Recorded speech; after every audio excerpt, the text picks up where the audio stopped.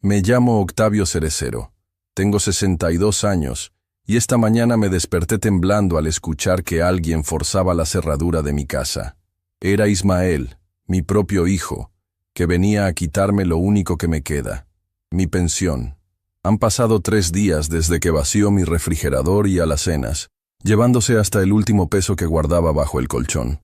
Durante casi 4 décadas me gané la vida como albañil en Oaxaca, construyendo casas para que otros tuvieran un hogar seguro, pero ahora, mis manos temblorosas y llenas de callos, apenas pueden sostener la taza de café vacía que finjo preparar en esta cocina saqueada. Antes de continuar con la historia, por favor haz clic en el botón de me gusta. Suscríbete al canal y comenta desde dónde estás viendo. Tu ayuda es muy importante. Esta mañana desperté con el estómago rugiendo. Ya van 3 días sin comer algo decente. Abrí la alacena por costumbre, aunque sabía que seguiría tan vacía como ayer. Solo quedaba un puñado de frijoles y medio paquete de tortillas duras. Suficiente para aguantar un día más. Con esto tendré que arreglármelas, murmuré mientras ponía los frijoles a remojar, intentando ignorar el dolor en mis articulaciones, un recordatorio constante de años levantando cemento y cargando ladrillos. El sonido del timbre interrumpió mis pensamientos. A través de la ventana vi a Tadeo, mi nieto de 12 años, parado en la puerta con su mochila. Mi corazón dio un brinco de alegría. Lo único bueno que me queda en esta vida es ese chamaco. ¡Abuelo!, gritó Tadeo al verme abrir la puerta. Se lanzó a abrazarme con la energía de un torbellino. Tadeo, ¿qué haces aquí tan temprano? Deberías estar en la escuela, le dije mientras lo hacía pasar. Papá me trajo. Dijo que tenía que hablar contigo de algo importante y que me quedaría contigo hoy. Sus ojos brillaban de emoción. Dice que podemos pasar todo el día juntos. Fruncí el ceño. Ismael, mi hijo, nunca traía a Tadeo así nada más, y menos en día de escuela. Algo no estaba bien. Justo entonces, Ismael entró sin tocar. A sus 37 años, mi hijo se ha convertido en un extraño para mí. Ya no queda nada del niño que crié con tanto esfuerzo después de que su madre muriera. Ahora es un hombre con mirada dura, vestido con ropa cara que seguramente compró con el dinero que me ha estado quitando. Papá, necesitamos hablar, dijo sin saludarme. Tadeo, ve a jugar al patio un rato. Cuando Tadeo salió, Ismael cerró la puerta y se sentó frente a mí en la mesa de la cocina. Noté que llevaba ropa nueva y un reloj que seguramente costaba más que todos mis muebles juntos.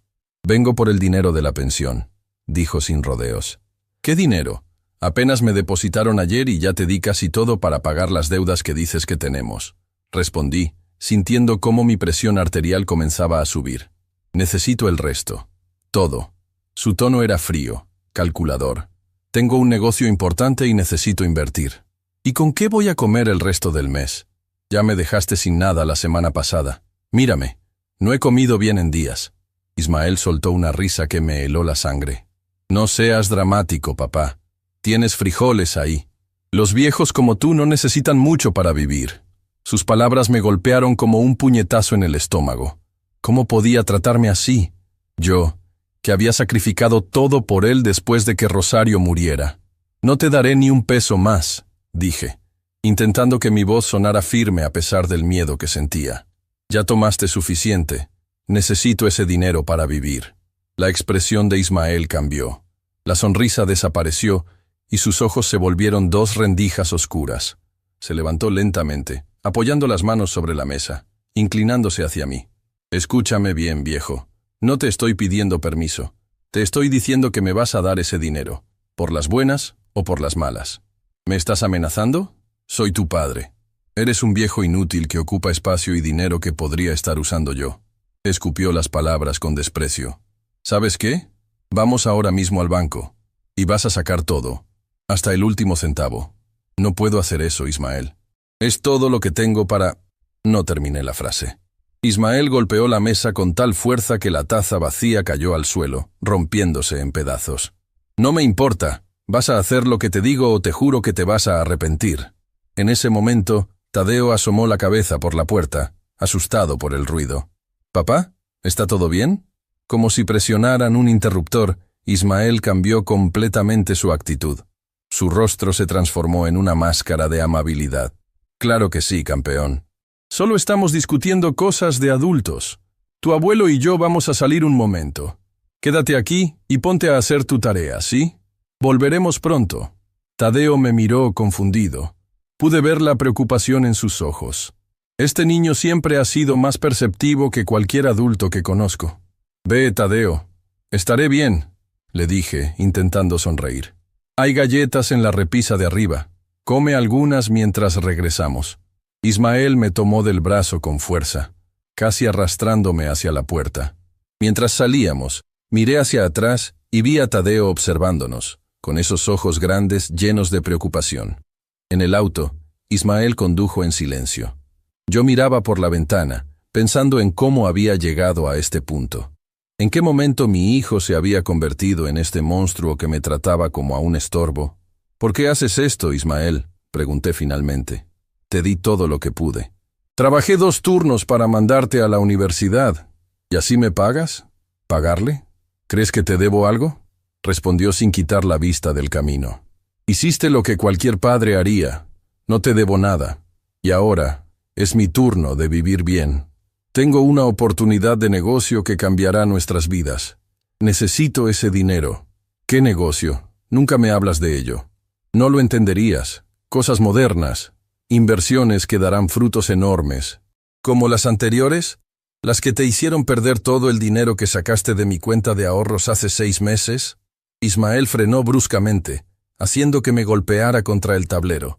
Me miró con una furia que jamás había visto en sus ojos. Cállate.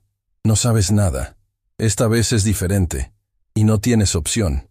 Vas a darme ese dinero. Llegamos al banco. Con mano firme en mi brazo, Ismael me condujo hasta la ventanilla. Sentía las miradas de la gente, pero nadie decía nada. Quizás pensaban que era un hijo cuidando de su anciano padre. Qué equivocados estaban. Buenos días, dijo Ismael con una sonrisa falsa a la cajera. Mi padre necesita retirar todo el saldo de su cuenta. La joven me miró, buscando confirmación. Quise gritar que me estaban robando, que este hombre me estaba extorsionando, pero las palabras no salían de mi boca. El miedo me paralizaba. ¿Qué pasaría con Tadeo si denunciaba a Ismael? ¿Quién cuidaría de mi nieto? Señor, ¿va a retirar todo su saldo?, preguntó la cajera. Sentí la mano de Ismael apretando mi brazo, sus dedos clavándose en mi piel como garras. Sí, respondí finalmente, con voz derrotada. Todo. La cajera procesó la transacción. Mis ahorros, mi pensión, todo lo que tenía para sobrevivir los próximos meses. Ahora estaba en un sobre que Ismael arrebató de mis manos apenas la cajera lo entregó. De regreso a casa, no hablamos. ¿Qué podía decir? Me habían despojado de todo. Y lo peor es que mi propio hijo lo había hecho. Al llegar, Tadeo corrió a recibirnos. Ismael le revolvió el pelo con cariño, como si fuera el padre ejemplar. Tadeo, ve por tu mochila. Nos vamos a casa, dijo Ismael. Pero dijiste que podía quedarme con el abuelo hoy, protestó Tadeo. Cambio de planes. Tu abuelo no se siente muy bien, necesita descansar. Tadeo me miró, sus ojos llenos de desilusión. Es cierto, abuelo. ¿Estás enfermo? Quise decirle la verdad. Quise abrazarlo y no dejarlo ir. Pero no pude. Solo estoy cansado, chamaco. Vendrás otro día, ¿sí? Tadeo asintió, aunque no parecía convencido. Fue por su mochila mientras Ismael me miraba con una sonrisa triunfal. Gracias por tu colaboración, papá, dijo en voz baja. No te preocupes, estarás bien. Los viejos como tú saben arreglárselas. Antes de que pudiera responder, Tadeo regresó con su mochila. Me abrazó fuerte, como si supiera que algo andaba mal, como si quisiera darme parte de su fuerza. Te quiero, abuelo, susurró en mi oído. Y yo a ti, chamaco, respondí, luchando por contener las lágrimas. Los vi marcharse. La puerta se cerró y me quedé solo en mi casa vacía, sin comida, sin dinero, sin esperanza. Me senté en la silla de la cocina, mirando los trozos de la taza rota en el suelo, un reflejo perfecto de lo que quedaba de mi vida. Pero mientras miraba esos fragmentos, algo dentro de mí se encendió, una chispa de dignidad, de coraje. No podía seguir así. No podía permitir que Ismael me tratara de esta manera. No solo por mí, sino por Tadeo. Ese niño necesitaba ver que su abuelo tenía valor, que no se rendía ante la injusticia, incluso cuando venía de su propio padre. Con manos temblorosas, recogí los pedazos de la taza. No sabía cómo, pero iba a recuperar mi vida, mi dignidad y mi pensión. Y lo más importante, iba a proteger a Tadeo de convertirse en alguien como su padre. El ruido de la puerta vecina me sacó de mis pensamientos. Era Itzel Montemayor, mi vecina de tantos años. Quizás ella podría ayudarme. No tenía nada que perder. Con determinación renovada, me levanté y caminé hacia la puerta. Era hora de luchar. Cuando toqué a la puerta de Itzel, sentí vergüenza. Nunca me ha gustado pedir ayuda, menos aún confesar que mi propio hijo me estaba dejando en la miseria. Los hombres de mi generación fuimos criados para resolver nuestros problemas solos, para ser el sostén de la familia, no una carga. Itzel abrió la puerta y su expresión cambió al verme. «Octavio, ¿qué te pasó? Estás pálido. ¿Puedo pasar? Necesito hablar con alguien». Me hizo entrar a su pequeña sala, ordenada y limpia, con fotografías de sus hijos y nietos en las paredes. A sus 59 años, Itzel era viuda como yo, pero a diferencia mía, sus hijos la visitaban cada domingo sin falta. «¿Quieres un café? Acabo de hacer». Asentí, incapaz de rechazar algo caliente en el estómago. Mientras servía las tazas, le conté todo. Cómo Ismael había comenzado pidiéndome pequeñas cantidades hace un año, siempre con excusas convincentes, hasta llegar a dejarme sin comida por días y ahora, sin mi pensión completa. Ese muchacho, ¿cómo puede hacerle eso a su propio padre? La indignación en su voz me reconfortó. Al menos alguien entendía la gravedad de la situación. Lo peor es que usa a Tadeo. El niño no tiene culpa de nada, pero Ismael lo usa como escudo. Sabe que no haré nada que pueda afectar a mi nieto. Itzel dejó su taza en la mesa y me miró fijamente. «Octavio, esto que te está pasando tiene un nombre. Es abuso. Abuso contra personas mayores. Y es un delito». «¿Un delito? Es mi hijo. Ser tu hijo no le da derecho a dejarte sin comida ni a quitarte tu pensión. Eso es tuyo. Te lo ganaste trabajando toda tu vida». Sus palabras me golpearon con fuerza. Nunca lo había visto así. Para mí era solo mi hijo siendo ingrato. Pero, ¿un delincuente? ¿Y qué puedo hacer? Si lo denuncio, ¿qué pasará con Tadeo? Itzel suspiró. «Mi sobrina trabaja en el DIF. Déjame hablar con ella. Debe haber alguna forma de protegerte sin que Tadeo salga perjudicado». Mientras terminábamos el café, escuchamos un alboroto afuera. Desde la ventana vimos una patrulla estacionándose frente a la casa de don Evaristo, otro vecino de nuestra edad. «¿Qué habrá pasado?», murmuró Itzel. Salimos para ver. Varios vecinos ya se habían congregado. Don Evaristo estaba sentado en la banqueta, con la cabeza entre las manos, mientras un policía tomaba notas. «Se llevaron todo», decía entre sollozos. Llegaron diciendo que eran del banco, que venían a verificar algo de mi pensión, y cuando me di cuenta, ya se habían ido con mi cartera y la televisión. El policía, un hombre joven con aire aburrido, apenas levantó la vista de su libreta. «¿Y cómo eran estas personas, señor?». «Ya le dije, 2 hombres, uno alto y uno chaparro, con uniformes azules. ¿Tenían identificación? ¿Vio sus rostros claramente?». «Pues, no recuerdo bien. Pasaron tan rápido». El policía suspiró, cerrando su libreta. «Mire, señor, sin una descripción clara es difícil hacer algo. Registraré el incidente, pero siendo honesto, casos así rara vez se resuelven». Sentí una punzada de rabia. ¿Así trataban a los ancianos? Como si nuestros problemas fueran insignificantes. El policía se giró para irse, pero entonces notó mi presencia. Por un segundo, nuestras miradas se cruzaron.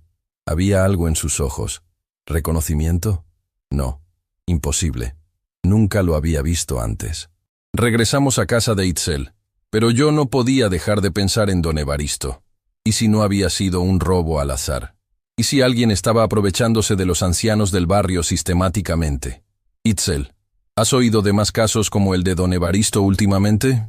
Ella frunció el ceño, pensativa. «Ahora que lo mencionas, doña Consuelo me contó que a su hermana también la estafaron hace un mes. Alguien que dijo ser del gobierno. Algo sobre un bono especial para pensionados». «¿Y qué pasó?». «Le sacaron todos sus ahorros. 10,000 pesos que tenía guardados para emergencias». Un escalofrío me recorrió la espalda. No podía ser coincidencia. Esa noche regresé a mi casa con un poco de comida que Itzel insistió en darme, y la promesa de que su sobrina vendría a vernos mañana. Pero apenas pude dormir, pensando en Ismael, en el dinero, en Tadeo. El timbre sonó temprano a la mañana siguiente. Al abrir, me sorprendió ver al mismo policía que había atendido a don Evaristo. «Buenos días, señor Cerecero.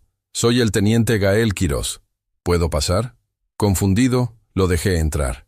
Se sentó en mi sala, mirando disimuladamente alrededor, notando seguramente la escasez de muebles y la falta de alimentos en la cocina visible desde ahí. «¿Cómo sabe mi nombre?», pregunté. «Eso no importa ahora. Estoy aquí de manera extraoficial. Lo vi ayer en casa de don Evaristo y noté algo en su mirada. Usted también es víctima, ¿verdad?». Sus palabras me dejaron helado. ¿Tan obvio era? No sé de qué habla. El teniente Quirós sonrió con tristeza. «Señor Cerecero, llevo 3 años investigando casos de abuso contra adultos mayores. He visto esa mirada cientos de veces. Miedo, vergüenza, impotencia. Dígame la verdad. ¿Alguien lo está maltratando o estafando?». Algo en su tono, en su mirada sincera, me hizo confiar. Le conté todo, desde el primer préstamo que Ismael me pidió hasta el episodio del banco.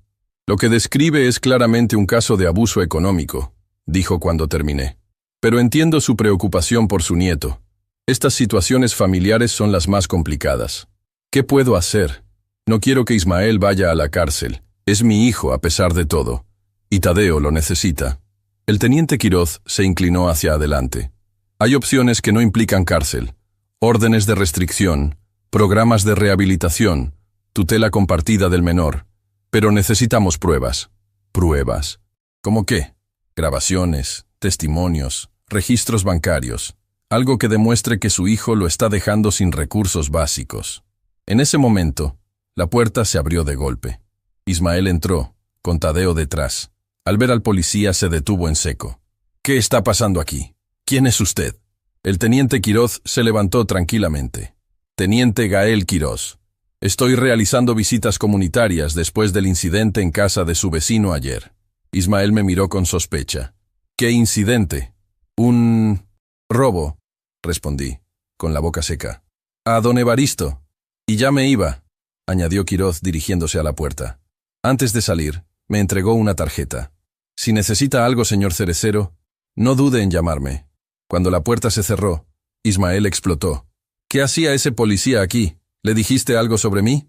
«No, hijo. Ya oíste. Visitas comunitarias. Rutina». Ismael no parecía convencido, pero la presencia de Tadeo lo contuvo. «Como sea. Tadeo, ve a la habitación un momento». «Pero papá». «Ahora». Cuando Tadeo se fue, Ismael se acercó, amenazante. «Escúchame bien, viejo. Si descubro que le has dicho algo a ese policía, te juro que no volverás a ver a Tadeo nunca más. ¿Entendido?». Asentí, incapaz de hablar. El miedo me paralizaba de nuevo. «Vine porque Tadeo insistió en verte. Tiene un proyecto escolar sobre historias familiares y quiere entrevistarte. Volveré por él en 2 horas. Y más te vale no decir nada inapropiado». Con eso, Ismael se fue, dejándonos solos a Tadeo y a mí. Mi nieto salió de la habitación y corrió a abrazarme. «Abuelo, te traje algo». De su mochila sacó un sándwich envuelto en papel aluminio y una manzana. «Vi que no tenías comida ayer, así que guardé esto de mi lunch». Las lágrimas llenaron mis ojos. Este niño, con solo 12 años, tenía más corazón que su padre. «Gracias, chamaco, pero no puedo aceptarlo. Es tu comida. Por favor, abuelo. Me sentiré mal si no lo comes». Cedí, compartiendo el sándwich con él mientras me entrevistaba para su proyecto. Me preguntó sobre mi infancia, sobre cómo conocí a su abuela, sobre los trabajos más difíciles que tuve como albañil. «Abuelo, ¿por qué papá te trata así?», preguntó de repente, dejándome helado. «¿Cómo dices?». «Lo escuché ayer, cuando volvimos a casa. Estaba hablando por teléfono, diciendo que te había sacado todo el dinero y que eras un viejo inútil». «¿Por qué dice esas cosas?». Sentí como si el suelo se abriera bajo mis pies. ¿Qué podía decirle? ¿Cómo explicarle a un niño que su padre era un abusador? «Tu papá está pasando por momentos difíciles, Tadeo. A veces los adultos decimos cosas que no sentimos cuando estamos estresados». Tadeo negó con la cabeza. «No es solo eso. He visto cómo te trata. Y ahora no tienes comida. Y siempre le das dinero. No es justo. La vida no siempre es justa, chamaco. Pues debería serlo. Sus ojos brillaban con determinación. Mi maestra dice que si vemos una injusticia, debemos hablar. Y lo que papá te hace es una injusticia. En ese momento, sonó el timbre. Era Itzel con una mujer joven. Supuse que su sobrina del DIF. Octavio, esta es Alondra, mi sobrina. Trabaja en protección al adulto mayor. Alondra me estrechó la mano con firmeza. Señor Cerecero, mi tía me contó su situación. Quisiera ayudarlo, si me lo permite. Miré a Tadeo preocupado por lo que pudiera escuchar, pero el niño se adelantó. ¿Viene a ayudar a mi abuelo porque mi papá le quita su dinero?, preguntó directamente. Los tres adultos nos quedamos sin palabras. Tadeo continuó. Lo sé todo. Escucho cuando papá habla por teléfono. Sé que le quita su pensión al abuelo y que lo deja sin comida. Y no es justo. Alondra se agachó para estar a su nivel. Tienes razón, no es justo. Y sí, estoy aquí para ayudar a tu abuelo. Pero también queremos asegurarnos de que tú estés bien. Yo estoy bien. Es mi abuelo quien no tiene que comer. La forma en que Tadeo hablaba, con tal madurez y claridad, me llenó de orgullo y tristeza a la vez. Un niño no debería tener que lidiar con estas situaciones. Alondra comenzó a explicarnos las opciones legales. Mientras hablaba, noté que Tadeo sacaba algo de su mochila disimuladamente. Un pequeño teléfono celular. Tengo pruebas, dijo, interrumpiendo a Alondra. He grabado a papá varias veces hablando sobre cómo le quita dinero al abuelo. Nos mostró el teléfono, reproduciendo una grabación. La voz de Ismael era inconfundible. El viejo ya me dio toda su pensión. Ni siquiera preguntes para qué la quiero. Es mi dinero ahora. Tadeo, ¿de dónde sacaste ese teléfono?, pregunté asombrado. Me lo regaló la mamá de Joaquín, mi amigo. Su familia cambia de celular cada año y me dio uno de los viejos. Papá no sabe que lo tengo. Alondra tomó el teléfono con cuidado. Esto podría ser evidencia crucial, pero... Tadeo, ¿entiendes lo que podría pasar si usamos estas grabaciones? Tu papá podría meterse en problemas. Tadeo asintió solemnemente. Lo sé, pero lo que hace está mal. Mi abuelo me ha enseñado que debemos hacer lo correcto, aunque sea difícil. Sus palabras me atravesaron como un rayo. Yo le había enseñado eso, sí, pero ahora era él quien me daba una lección de valentía. Alondra continuó explicando el proceso. Presentar una denuncia, solicitar medidas de protección, posiblemente una orden de restricción para Ismael. De repente, escuchamos un carro estacionándose afuera. Por la ventana vi el auto de Ismael. ¡Ya volvió!, exclamó Tadeo alarmado. Tranquilo, dijo Itzel. Alondra, tú y yo somos amigas que vinieron a visitar a Octavio, ¿entendido? Alondra asintió, guardando rápidamente sus documentos mientras Tadeo escondía el teléfono. Ismael entró sin tocar, como siempre. Al ver a las dos mujeres frunció el ceño. ¿Qué es esto? ¿Una reunión social? Son amigas, hijo. Vinieron a visitarme. Ismael me miró con desconfianza, luego a Itzel y Alondra. Como sea. Tadeo, nos vamos. Pero papá, aún no termino mi entrevista para la escuela. Dije que nos vamos. Ahora. La mirada que me lanzó estaba cargada de amenaza. Sabía que sospechaba algo. Tadeo recogió sus cosas a regañadientes, pero antes de irse, me abrazó fuertemente. Vendré pronto, abuelo. Lo prometo. Cuando se fueron, Alondra me miró seriamente. Señor Cerecero, su situación es grave. Y ahora me preocupa también Tadeo. Si su hijo descubre que ha estado grabándolo... Lo sé, dije, sintiendo un nudo en el estómago. ¿Qué hacemos? Por ahora, necesito esas grabaciones. Y debemos actuar rápido. Volveré mañana con un colega del DIF y con el teniente Quiroz. Mientras tanto, no confronte a su hijo y manténgase en contacto con Tadeo si puede. Después de que se fueron, me quedé solo con mis pensamientos. La situación había cambiado drásticamente.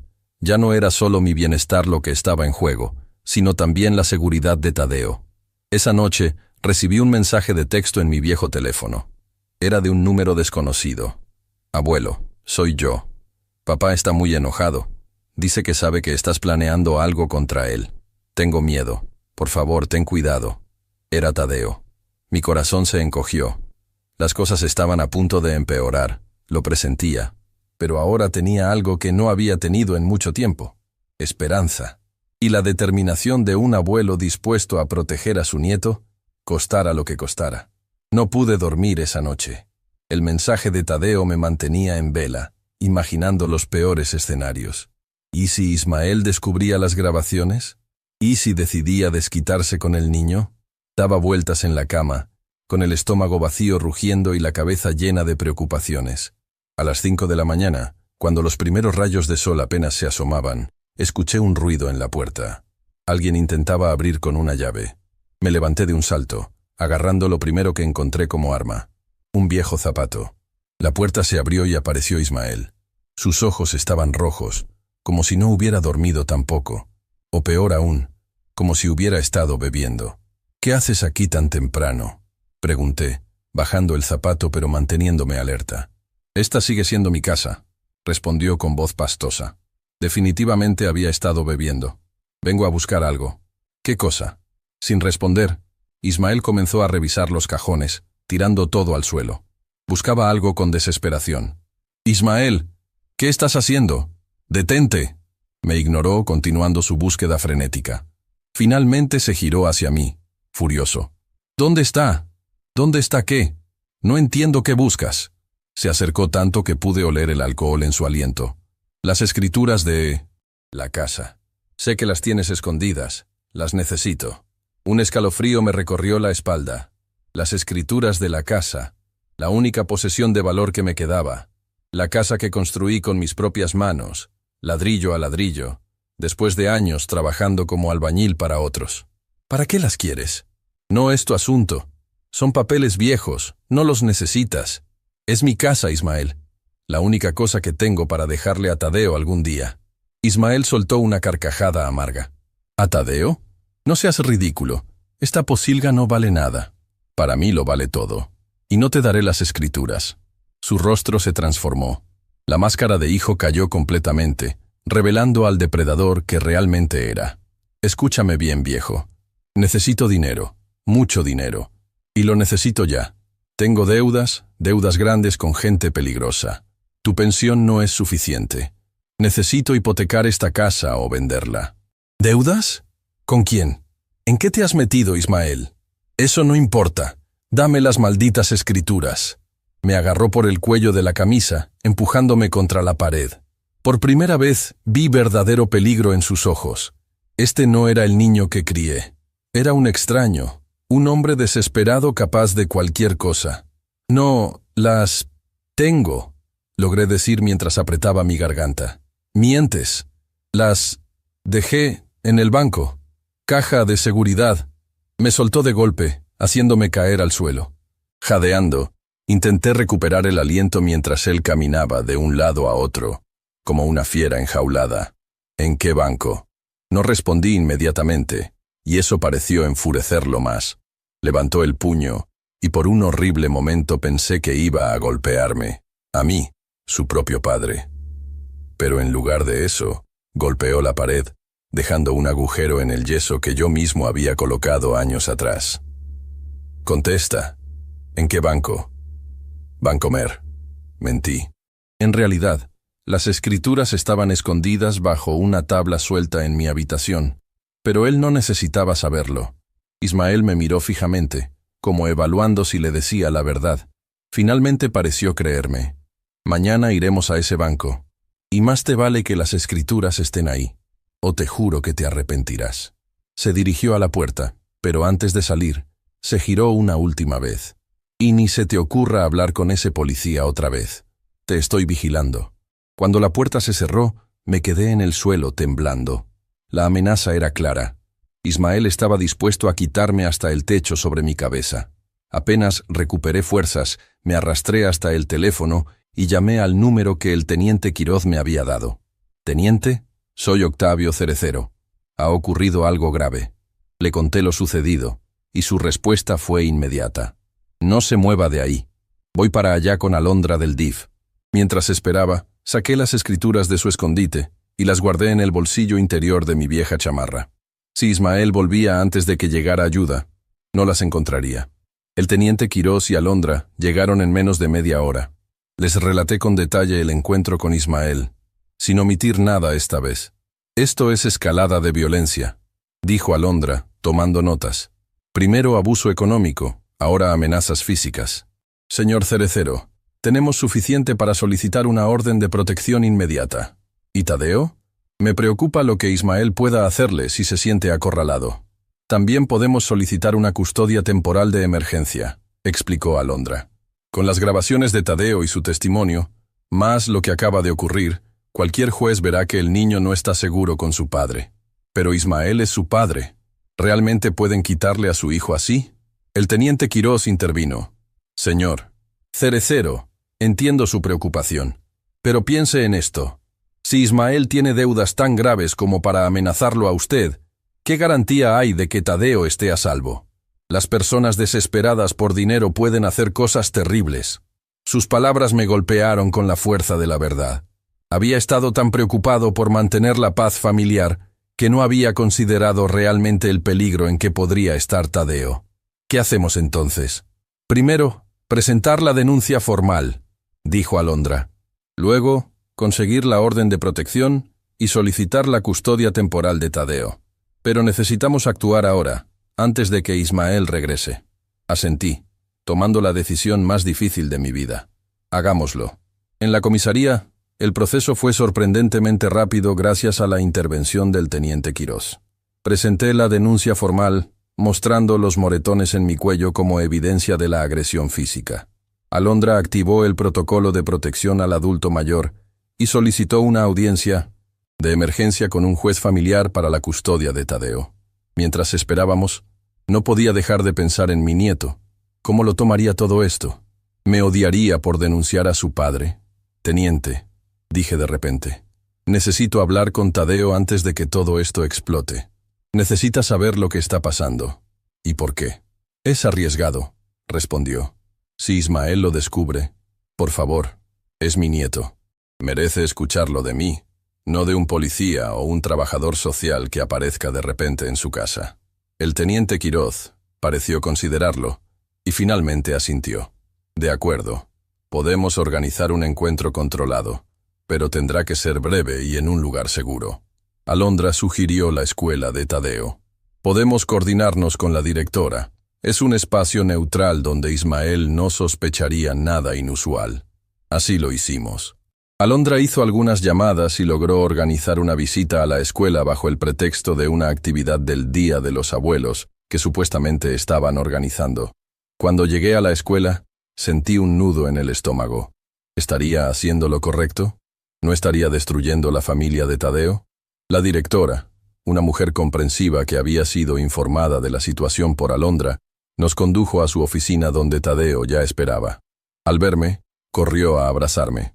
«Abuelo, ¿estás bien? Estaba tan preocupado después de enviarte ese mensaje». Lo abracé fuerte, intentando controlar mis emociones. «Estoy bien, chamaco, pero tenemos que hablar de algo muy serio». La directora nos dejó solos y con el corazón en la mano le expliqué la situación a Tadeo. Le hablé de la denuncia, de la orden de protección y de la posibilidad de que viniera a vivir conmigo temporalmente. Para mi sorpresa, Tadeo no pareció asustado ni confundido. Asintió solemnemente como si ya hubiera considerado esta posibilidad. «Ya sabía que esto podía pasar, abuelo», dijo con una madurez que me dejó sin palabras. «Papá no es el mismo desde que mamá se fue. Cada vez está más enojado, más malo. Tu papá tiene problemas, Tadeo. Problemas graves que necesita resolver. Pero eso no justifica lo que ha estado haciendo. Lo sé. Mi maestra de cívica y ética dice que todos somos responsables de nuestras acciones, sin importar qué tan difícil sea nuestra vida». Sonreí con tristeza. Este niño era más sabio que muchos adultos que conocía. «Tadeo, quiero que sepas que siempre podrás ver a tu papá. Esto no es para separarte de él para siempre. Es solo hasta que las cosas mejoren». Asintió nuevamente, pero pude ver la tristeza en sus ojos. A pesar de todo, Ismael seguía siendo su padre. «Tengo miedo, abuelo», confesó finalmente. «No por mí, sino por papá. Últimamente habla por teléfono con personas que lo hacen llorar. Dice cosas como, les pagaré, y solo necesito más tiempo. Una vez lo escuché decir que si no pagaba, le harían daño a su familia. Sus palabras confirmaron mis peores temores. Ismael estaba metido en algo realmente peligroso. Y ahora no solo Tadeo y yo estábamos en riesgo. El mismo Ismael podría estar en peligro mortal. Abuelo, hay algo más que debes saber, continuó Tadeo, bajando la voz. Papá tiene una maleta escondida en casa. Una vez la vi cuando él no estaba. Está llena de cosas raras. Polvos blancos en bolsitas, pastillas de colores y mucho dinero en efectivo. Pero también hay una pistola. Sentí que el mundo se detenía. ¿Drogas? ¿Un arma? La situación era peor de lo que imaginaba. ¿Estás seguro de lo que viste, Tadeo? Sí, y hay algo más. Anoche escuché a papá hablar con alguien por teléfono. Dijo que iba a conseguir dinero vendiendo la casa del viejo, y que si eso no funcionaba tenía un plan B. Sonaba muy asustado, abuelo. Antes de que pudiera responder, la puerta se abrió y entró el teniente Quiroz con expresión grave.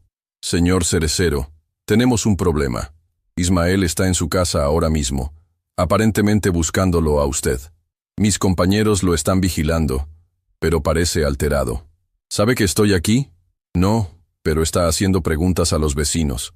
Es cuestión de tiempo antes de que descubra algo. Miré a Tadeo, quien había palidecido al escuchar sobre su padre. ¿Qué hacemos ahora?, pregunté. El juez ya emitió la orden de protección y la custodia temporal de emergencia. Legalmente, Tadeo debe quedar bajo su cuidado hasta la audiencia formal. Pero debemos actuar con cautela. Ismael no puede saber dónde están ustedes. ¿Nos estamos escondiendo?, preguntó Tadeo con voz temblorosa. Solo por unos días, chamaco, le aseguré, aunque yo mismo estaba aterrado. Hasta que las cosas se calmen. El teniente Quiroz nos llevó a una casa segura, un pequeño departamento en un barrio tranquilo al otro lado de la ciudad. Alondra nos acompañó, asegurándose de que tuviéramos lo básico para pasar unos días. Comida, ropa, medicamentos. Nadie sabe que están aquí excepto nosotros, nos aseguró el teniente. Ismael no podrá encontrarlos. Esa noche, mientras Tadeo dormía en la habitación contigua, me senté con Alondra y el teniente Quiroz en la pequeña sala. Basado en lo que Tadeo me contó sobre la maleta con drogas y el arma, creo que Ismael está metido en algo muy grave. Les dije. El teniente asintió pensativo. Sospecho que tiene deudas con narcotraficantes. Es común en casos como el suyo. Personas desesperadas que comienzan vendiendo pequeñas cantidades y luego se endeudan cuando las cosas salen mal. ¿Qué pasará con él?, pregunté, sintiendo una punzada de preocupación a pesar de todo. Seguía siendo mi hijo. Si lo que Tadeo vio es cierto, Ismael podría enfrentar cargos graves.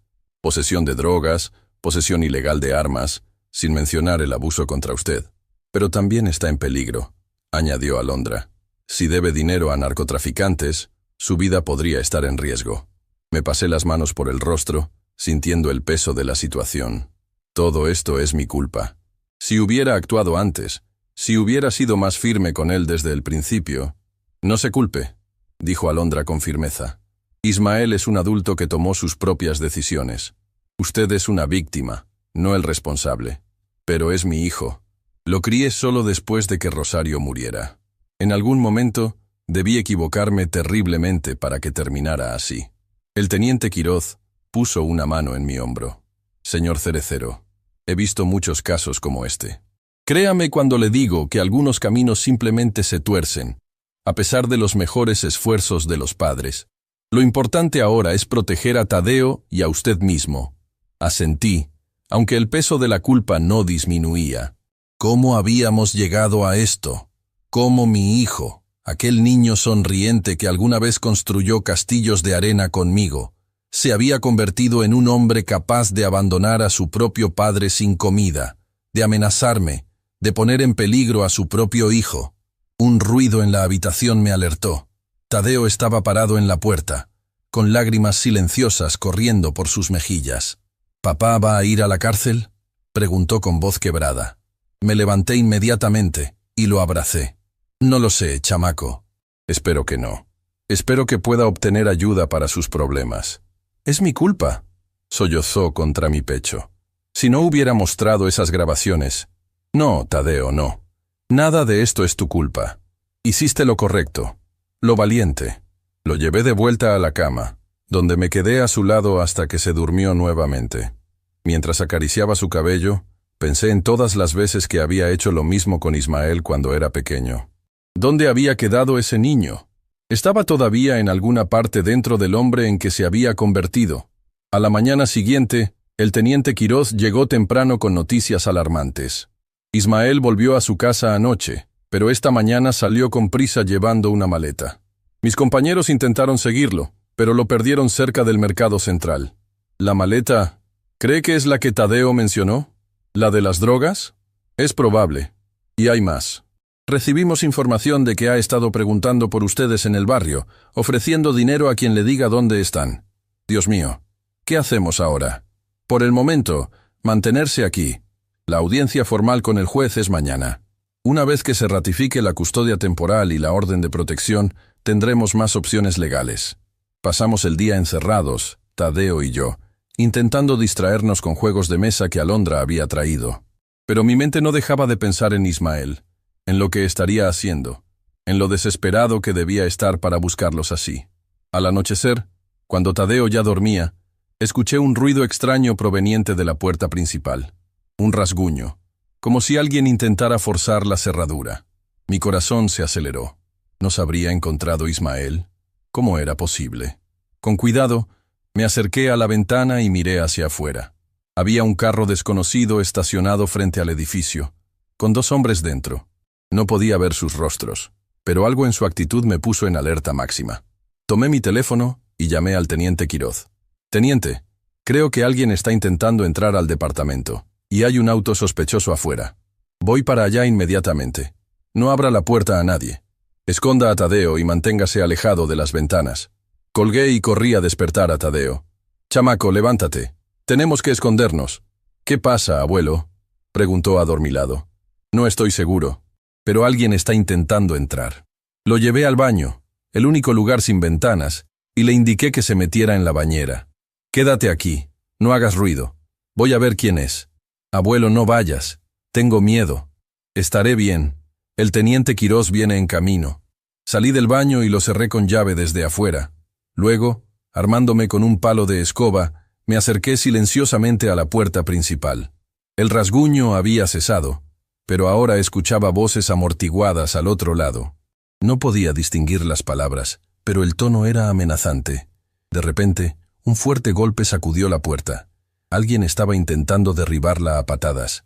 Me alejé, buscando desesperadamente una ruta de escape.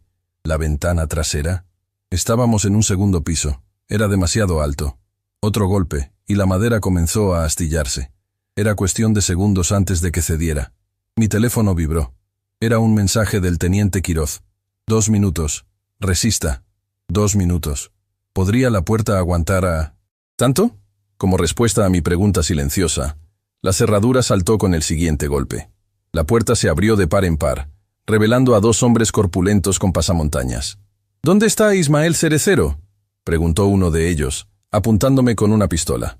«No lo sé», respondí, con la boca seca de miedo.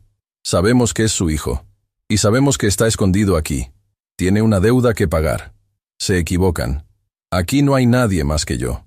El hombre miró a su compañero, quien comenzó a revisar el departamento. Mi corazón latía tan fuerte que temía que pudieran oírlo. Si encontraban a Tadeo... «Última oportunidad, viejo. ¿Dónde está tu hijo?». Antes de que pudiera responder, escuchamos sirenas aproximándose.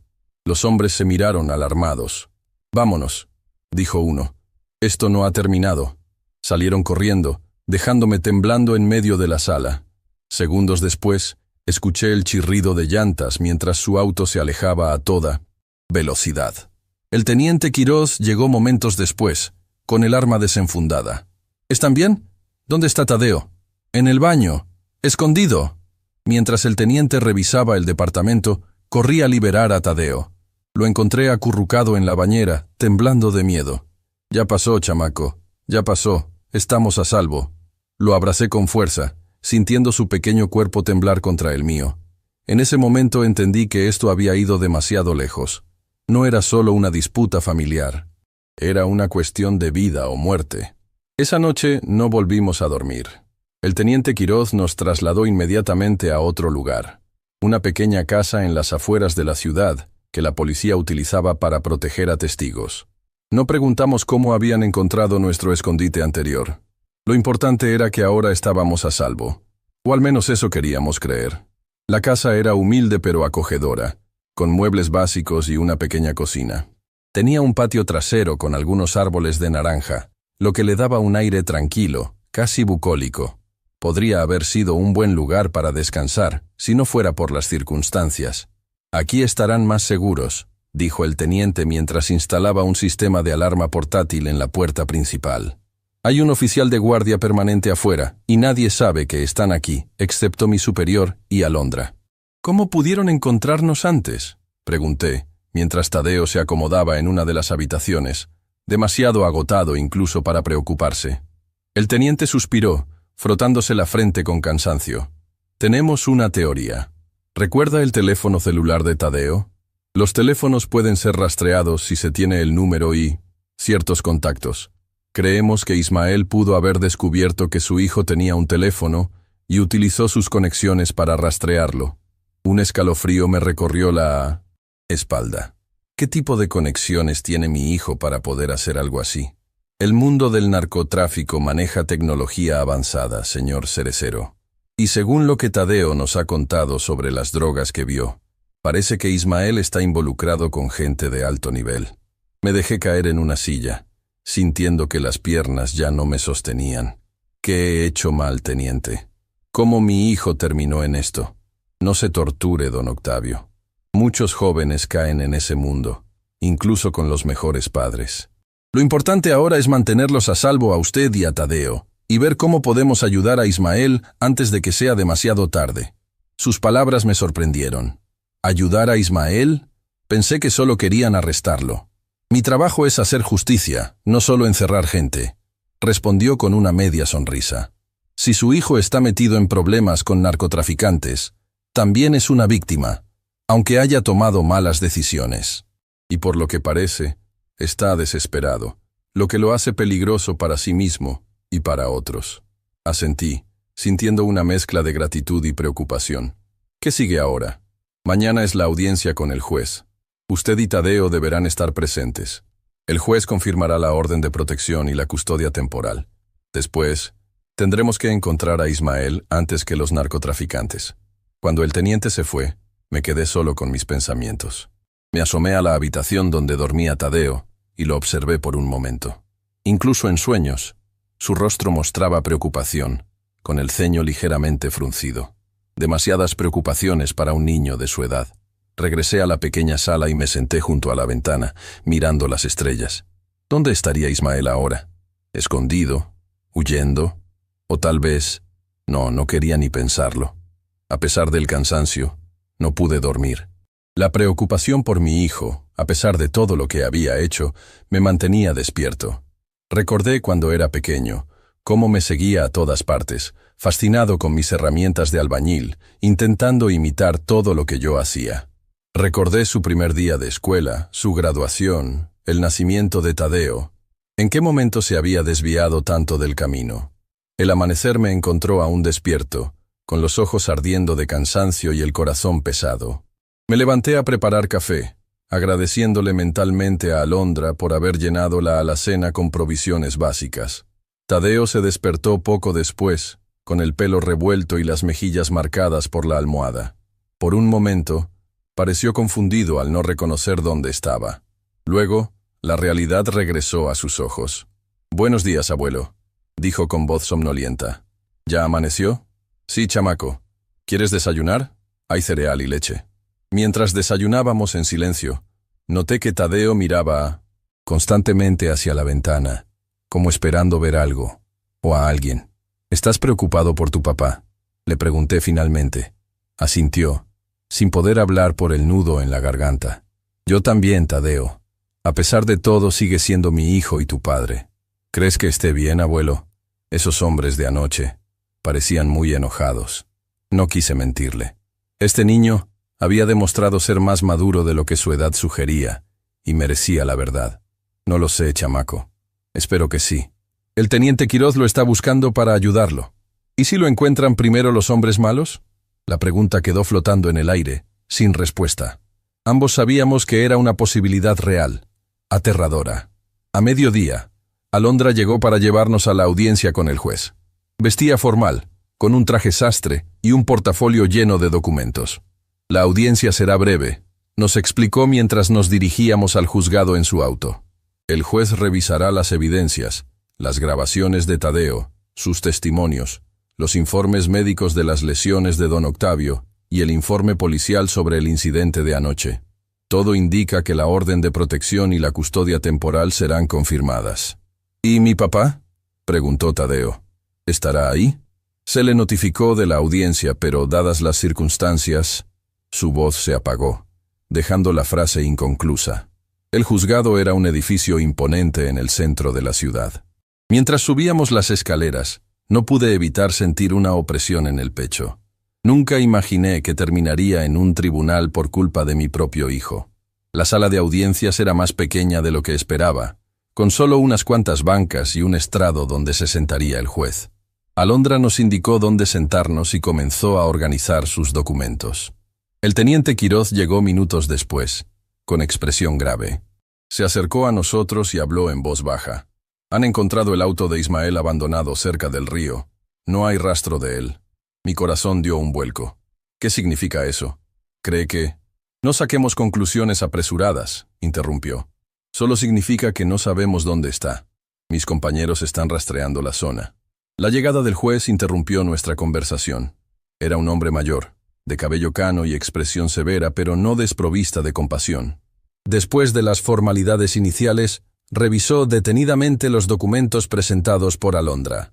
¿El acusado, Ismael Cerecero, está presente?, preguntó finalmente. No, su señoría, respondió Alondra. Fue debidamente notificado, pero no ha comparecido. El juez asintió, como si ya esperara esa respuesta. Dados los hechos presentados y la gravedad de las acusaciones, confirmo la orden de protección a favor de Octavio Cerecero y otorgo la custodia temporal del menor Tadeo Cerecero a su abuelo hasta que se realice una audiencia completa o el acusado comparezca. Miró directamente a Tadeo, suavizando su tono. Joven, ¿entiendes lo que está pasando? ¿Tienes alguna pregunta? Tadeo, sorprendido de que el juez le hablara directamente, se enderezó en su asiento. Sí, señor juez. Entiendo que me quedaré con mi abuelo por ahora. Pero, ¿qué pasará con mi papá cuando lo encuentren? El juez pareció conmovido por la pregunta. Eso dependerá de muchas cosas, joven, pero te aseguro que haremos lo posible para que reciba la ayuda que necesita. Con eso, la audiencia terminó. En menos de 20 minutos, mi vida y la de Tadeo habían cambiado oficialmente. Salimos del juzgado en silencio, cada uno procesando lo ocurrido a su manera. Afuera, el sol brillaba intensamente, contrastando con la oscuridad que sentíamos por dentro. ¿Y ahora qué?, pregunté mientras caminábamos hacia el auto de Alondra. Ahora debemos decidir dónde vivirán, respondió ella. La casa segura es temporal. Necesitan un lugar más permanente. ¿Podemos volver a mi casa?, pregunté esperanzado. Después de todo, era el único hogar que tenía. El teniente Quiroz negó con la cabeza. No es seguro. Si esos hombres están buscando a Ismael, es el primer lugar donde volverán a buscar. Además, Ismael tiene llaves y podría aparecer en cualquier momento. Pero no podemos vivir escondidos para siempre, protesté. No será para siempre, aseguró Alondra. Solo hasta que encontremos a Ismael y resolvamos esta situación. ¿Y si no lo encuentran? La pregunta quedó sin respuesta. Nadie quería considerar esa posibilidad. Cuando llegamos al auto, noté algo extraño. Un papel doblado estaba sujeto bajo el limpiaparabrisas. Alondra lo tomó con cautela, usando un pañuelo para no tocar directamente el papel. ¿Qué dice?, preguntó el teniente, acercándose para ver. Alondra desdobló el papel, leyó el contenido y palideció. Es para don Octavio. Memiana entregó el papel, que contenía un mensaje escrito a mano. Papá, sé que estás con Tadeo. Necesito verlos. Es urgente. Estoy en peligro. Ve solo al Parque de los Ahuehuetes a las 6 p.m., junto a la Fuente Grande. Por favor, no le digas a nadie de esta nota. Es cuestión de vida o muerte. Ismael. Mi mano tembló al sostener el papel. La letra era inconfundiblemente de Ismael. Muéstreme eso, dijo el teniente, tomando la nota. La examinó detenidamente. ¿Estás seguro de que es la letra de su hijo? Completamente. Esto podría ser una trampa, advirtió. Los mismos hombres que intentaron entrar anoche podrían estar usando esto para atraerlo. O podría ser genuino, contradijo Alondra. Si Ismael realmente está en peligro. De cualquier forma, no puede ir solo, afirmó el teniente. Es demasiado riesgoso. Pero dice claramente que vaya solo, señalé, sintiendo una mezcla de miedo y esperanza. Si aparezco con policías, podría asustarse y huir. O peor, si realmente está siendo vigilado por esos narcotraficantes. El teniente Quiroz se pasó la mano por el pelo, visiblemente frustrado. Entiendo su punto, pero no puedo permitir que se ponga en riesgo así. ¿Y si va, pero nosotros lo vigilamos a distancia?, sugirió Alondra. Don Octavio podría llevar un micrófono oculto, y tendríamos agentes encubiertos en el parque. El teniente consideró la idea. Es arriesgado, pero podría funcionar. Don Octavio, ¿estaría dispuesto a hacer... ¿esto? La pregunta me tomó por sorpresa. ¿Estaba dispuesto a arriesgarme para ayudar al mismo hijo que me había dejado sin comida? ¿Que me había quitado mi pensión? ¿Que me había amenazado? Miré a Tadeo, que observaba la conversación con ojos asustados.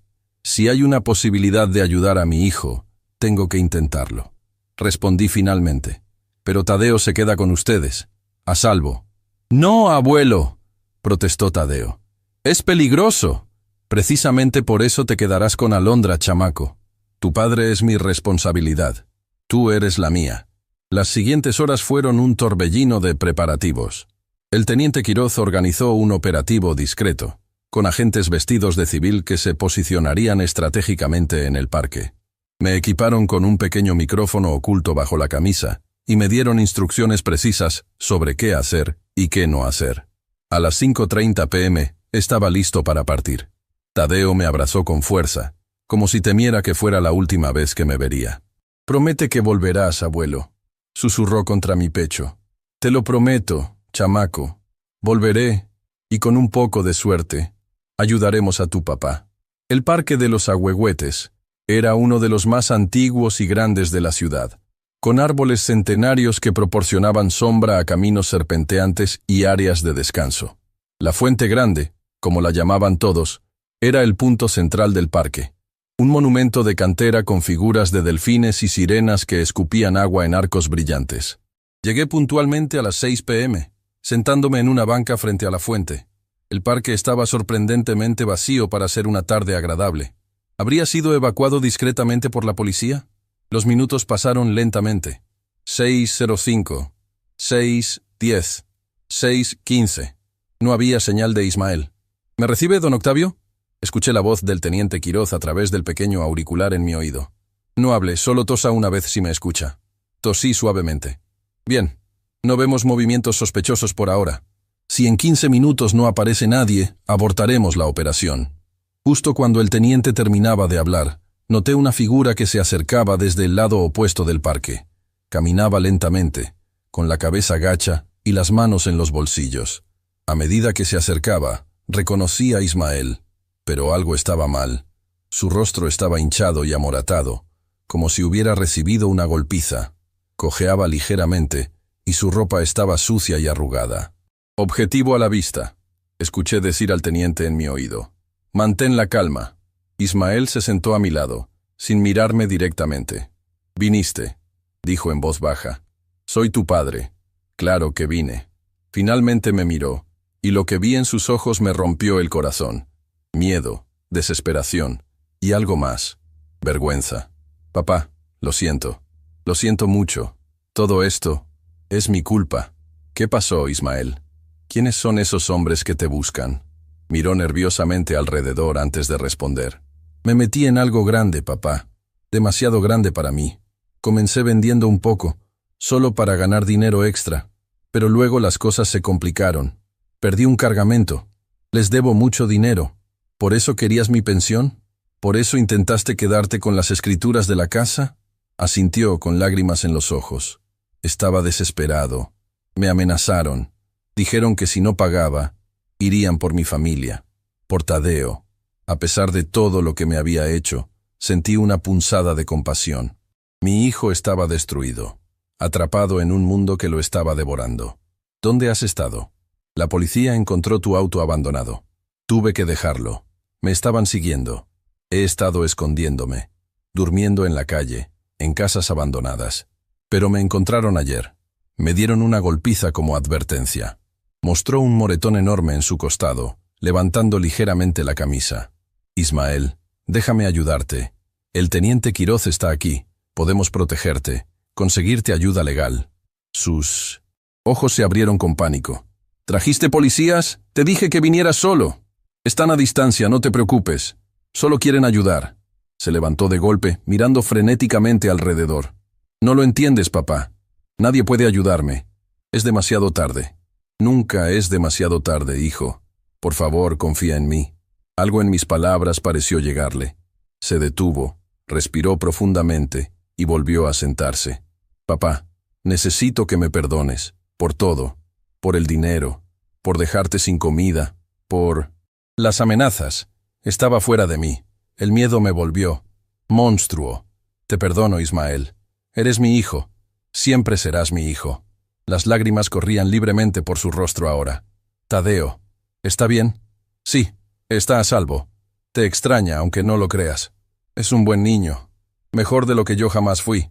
No merece un padre como yo. Todos cometemos errores, hijo. Lo importante es reconocerlos y tratar de enmendarlos. Ismael me miró, y por un momento vi al niño que había sido, antes de que la vida lo endureciera. ¿Crees que pueda enmendarlos? Después de todo lo que he hecho. Estoy seguro de que sí. Pero primero debes entregarte a la policía. Es la única forma de que estés a salvo de esos hombres. Consideró mis palabras por un largo momento. Luego asintió lentamente. Tienes razón. Estoy cansado de huir. Tadeo merece algo mejor. El teniente Quiroz es un buen hombre. Te ayudará. Justo cuando Ismael parecía haber tomado su decisión, noté movimiento en el extremo opuesto del parque. 2 hombres avanzaban hacia nosotros con paso decidido. Reconocí a uno de ellos. Era uno de los que había intentado entrar a la casa segura la noche anterior. «Tenemos compañía», murmuré, sabiendo que el teniente escucharía a través del micrófono. Ismael se giró y los vio. El color abandonó su rostro. «Son ellos». Me siguieron. «¡Tenemos que irnos! ¡Ahora!» Antes de que pudiera reaccionar, Ismael me tomó del brazo y comenzó a arrastrarme hacia la salida opuesta del parque. «¡Corre, papá! ¡Son peligrosos!» Corrimos lo más rápido que mis viejas piernas permitían. Detrás de nosotros, los hombres aceleraron el paso, claramente persiguiéndonos. «¡Teniente! ¡Nos persiguen!», grité, sabiendo que me escucharía a través del micrófono. «Vamos hacia ustedes», respondió la voz en mi oído. «Mantengan la calma y sigan moviéndose». Pero era más fácil decirlo que hacerlo. A mis 62 años, correr no era mi fuerte, y pronto comencé a quedarme sin aliento. Ismael lo notó y cambió de dirección, guiándome hacia un área más densa de árboles. «Por aquí, papá. Hay que escondernos hasta que llegue la policía». Nos adentramos entre los árboles, buscando refugio. El sonido de nuestros perseguidores se acercaba cada vez más. «Ismael», jadeé, «no puedo seguir corriendo así. Solo un poco más, papá. No te rindas». Encontramos un pequeño cobertizo de mantenimiento y nos escondimos dentro. El espacio era estrecho y oscuro, lleno de herramientas de jardinería y bolsas de abono. Nos agachamos detrás de unas cajas, intentando controlar nuestra respiración agitada. «¿Crees que nos vieron entrar?», susurré. «No lo sé. Espero que no». Afuera, escuchamos voces y pasos acercándose. Contenimos la respiración. «¿Dónde se metieron esos malditos?», gruñó una voz ronca. «No pueden haber ido lejos. El viejo apenas podía correr», respondió otra voz. Los pasos se detuvieron justo frente a la puerta del cobertizo. La manija giró lentamente. Ismael me miró con pánico en los ojos. Luego, tomó una decisión que cambiaría todo. Se levantó de nuestro escondite y se colocó frente a mí, protegiéndome con su cuerpo. La puerta se abrió de golpe, revelando a los 2 hombres. Uno de ellos sacó una pistola. «Ahí estás, cerecero. Se acabó el juego», dijo con una sonrisa malévola. «Dejen a mi padre fuera de esto», respondió Ismael con voz firme. «Es entre ustedes y yo. Tu padre también está involucrado ahora. Los 2 vendrán con nosotros». «No». Ismael dio un paso adelante. «Mi padre no tiene nada que ver con esto. Iré con ustedes. Pagaré lo que debo, pero déjenlo a él en paz. El hombre pareció considerarlo, pero luego negó con la cabeza. Lo siento, pero ya vio nuestras caras. No podemos dejarlo ir. Levantó la pistola, apuntando directamente a mi cabeza. Cerré los ojos, esperando lo peor. Pero el disparo nunca llegó. En su lugar, escuché un fuerte ruido de forcejeo y luego un grito de dolor. Abrí los ojos para ver a Ismael luchando con el hombre armado, intentando desviar la pistola. «¡Corre, papá, corre!», gritó Ismael mientras forcejeaba. No podía moverme. No podía abandonar a mi hijo. En ese momento escuché gritos afuera. «¡Policía! ¡Todos al suelo!». Todo sucedió en cuestión de segundos. El segundo hombre sacó también un arma y apuntó a Ismael. Sin pensarlo, me lancé hacia adelante, empujando a mi hijo fuera del camino. Sentí un dolor agudo en el hombro cuando la bala me alcanzó. Lo último que recuerdo antes de perder el conocimiento fue el rostro aterrorizado de Ismael gritando mi nombre. Y luego, la figura del teniente Quiroz entrando al cobertizo con su arma en alto. «¡Papá, no me dejes! ¡Lo siento tanto!». La oscuridad me envolvió mientras las sirenas aullaban en la distancia. Si te gustó esta historia de cómo mi propio hijo me dejó sin comida y me quitó toda mi pensión, suscríbete al canal y activa las notificaciones. Comparte este video para que otros sepan que nunca es tarde para luchar por la justicia y el amor familiar.